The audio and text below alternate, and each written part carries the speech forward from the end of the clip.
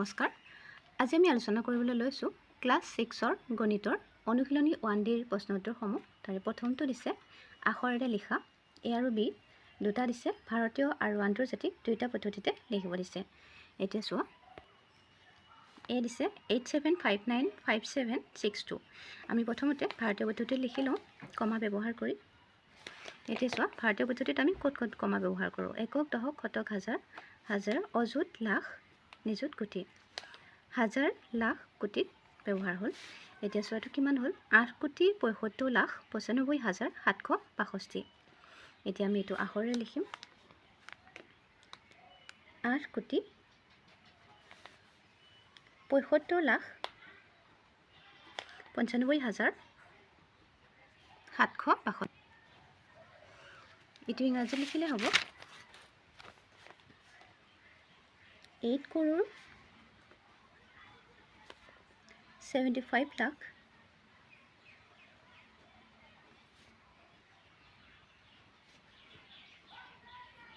95,000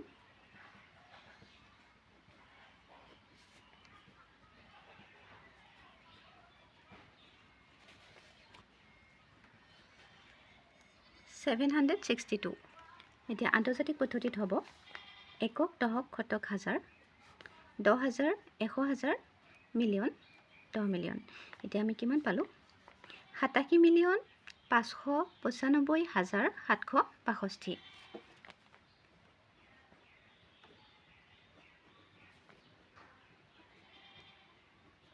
87,595,765। ইংৰাজীত লিখিলে হ'ব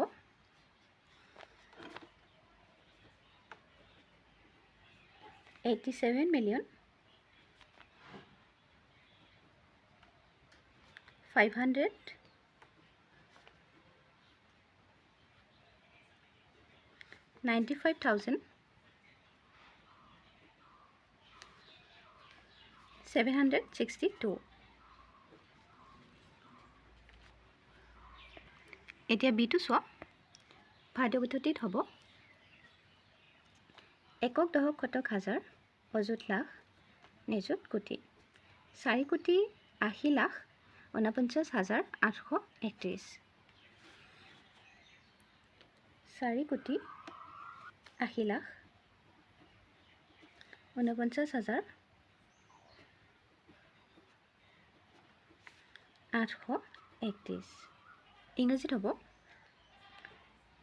4 crore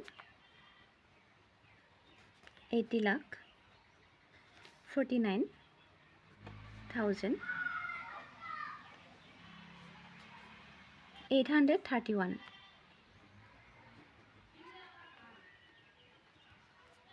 এতিয়া আন্তৰ্জাতিক পদ্ধতিত হ'ব একক, দশক, শতক, হাজাৰ, 10,000, 100,000, মিলিয়ন, 10 মিলিয়ন।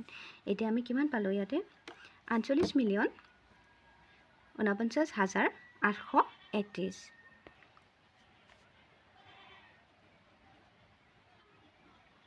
48,49,831। ইংৰাজীত হ'ব 48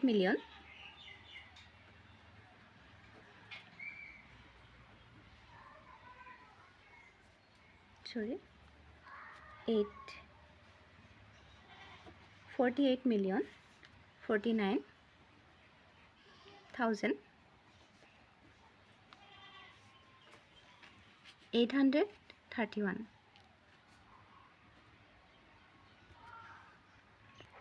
এইখিনিতে তোমালোকে ভাৰতীয় পদ্ধতি আৰু আন্তৰ্জাতিক পদ্ধতিৰ তালিকাখন চাই ল'বা, কিতাপত ধুনীয়াকৈ দিয়া হৈ আছে।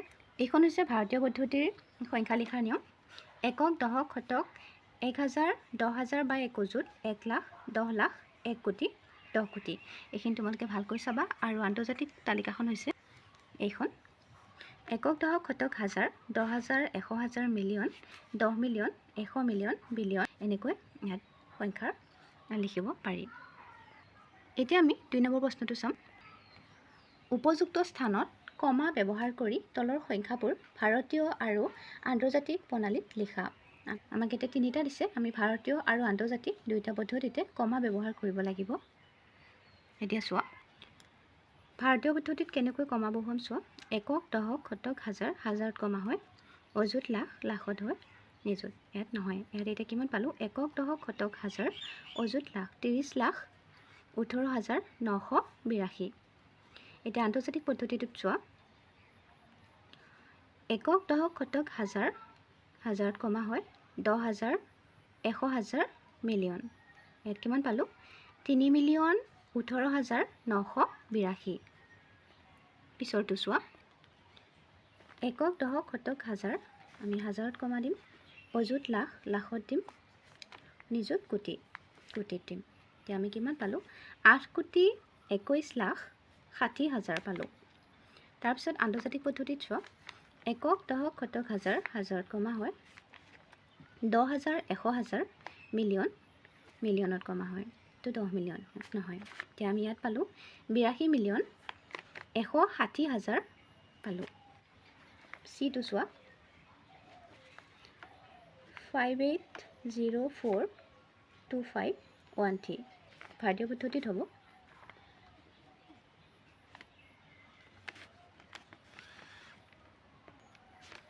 একক, দশক, শতক, হাজাৰ, অযুত, লাখ, নিযুত, কোটি।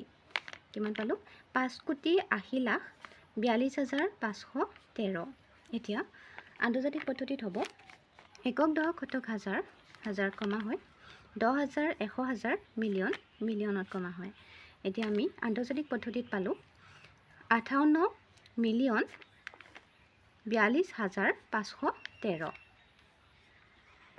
এতিয়া 3 নম্বৰ প্ৰশ্নটো চোৱা। সংখ্যাত প্ৰকাশ কৰা। এ দিছে 73,65,307। আমি প্ৰথমে লিখি ল'ম 73,00,000, লাখত যিহেতু কমা হয় আমি লাখ কমা দিওঁ। 75,000, 75,307। যিহেতু আকৌ চাব পাৰা কিমান হ'ল। একক, দশক, শতক, হাজাৰ আমাক কিমান কৈছিলে? অযুত, লাখ। 73,00,000, 75,307। বিটো চোৱা। 23,30,010। 23,00,000 আমি কমা দিলোঁ। 30,000 বুলি কৈছে। 30,010 বুলি কৈছে। যিহেতু আমাক শতকৰ স্থানত একো দিয়া নাই, আমি সেইটো শূন্য এটা দিলোঁ। 10। এতিয়া চোৱা। একক, দশক, শতক, হাজাৰ, অযুত, লাখ কিমান হ'ল? 23,30,010। এইটো হ'ব আনচাৰ। এতিয়া চিটো চোৱা। 6,688,797। এইটো আন্তৰ্জাতিক পদ্ধতি লিখিব লাগিব। আগৰ দুটা আমি পাইছিলোঁ ভাৰতীয় পদ্ধতি, কাৰণ লাখ আছে 73,00,000, 75,307। ঠিক তেনেকৈ একেই আছিলে এইটো। এতিয়া আমি এইটো আন্তৰ্জাতিক পদ্ধতি দিছে যিহেতু মিলিয়ন আছে। এতিয়া আমি 6 মিলিয়ন লিখিম। 6 মিলিয়ন, মিলিয়নত কমা।